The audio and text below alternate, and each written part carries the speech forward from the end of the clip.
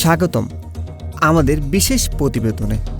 আজ আমরা আলোচনা করব বাংলাদেশের ওয়ান টাইম ট্রাভেল পাস নিয়ে, সেই একক যাত্রার অনুমতি যা নাগরিকদের দেশে ফেরার সুযোগ করে দেয়, বিশেষ করে যখন পাসপোর্ট মেয়াদ উত্তীর্ণ বা হারিয়ে যায়। আর এটি আলোচনায় এসেছে বিএনপির ভারপ্রাপ্ত চেয়ারম্যান তারেক রহমান 25শে ডিসেম্বর দেশে ফেরার খবরে।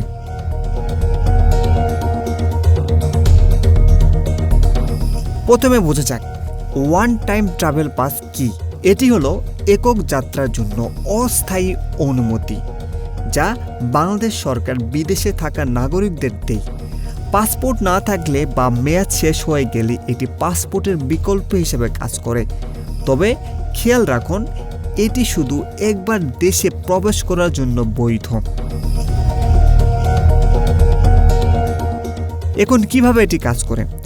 আবেদনকারীকে সংশ্লিষ্ট বাংলাদেশি দূতাবাস বা হাই কমিশনে আবেদন জমা দিতে হবে। প্রয়োজনীয় ডকুমেন্টস, পরিচয়পত্র, ছবি এবং ফেরার কারণ। পাস ইস্যু হলে এটি দিয়ে একবার দেশে প্রবেশ করা যায়। দেশে এসে নতুন পাসপোর্টের জন্য আবেদন করতে হবে। যদিও এই পাসের কোনো সময়সীমা নেই, এটি শুধু দেশে একবার প্রবেশের জন্য বৈধ।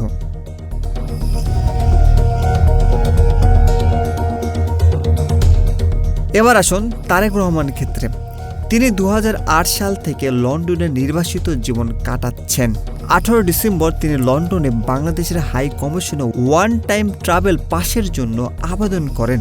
19 ডিসেম্বর পাস ইস্যু হয় এবং এর মাধ্যমে তিনি 25শে ডিসেম্বর ঢাকায় ফিরছেন। তার পাসপোর্ট মেয়াদ উত্তীর্ণ, কিন্তু আইনগত কোনো বাধা নেই। ফিরে এসে তিনি প্রথমে মা খালেদা জিয়ার সাথে দেখা করবেন এবং বিএনপির কার্যক্রমে যোগ দিবেন। এটি বাংলাদেশের রাজনীতিতে নতুন গতি আনতে পারে, বিশেষ করে আসন্ন নির্বাচনের আগে।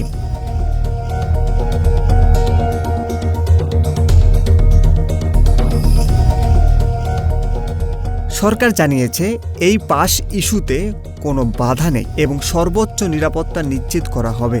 তারেক রহমানের ফেরা বিএনপির জন্য একটি মাইল ফলক এবং এটি দেখায় কিভাবে ওয়ান টাইম ট্রাভেল পাস নাগরিকদের ফেরার পথ সহজ করে। এটাই ছিল আজকের বিশেষ প্রতিবেদন। আপনি যদি আমাদের প্রতিবেদনের সঙ্গে আপডেট থাকতে চান তবে চ্যানেলটি সাবস্ক্রাইব করুন, লাইক দিন, শেয়ার করুন এবং কমেন্টে জানান আপনার মতামত। আপনার সহযোগিতায় আমাদের কাজকে আরও শক্তিশালী করে তোলে। ধন্যবাদ এবং থাকুন বিডস নিউজ XD-র সঙ্গে।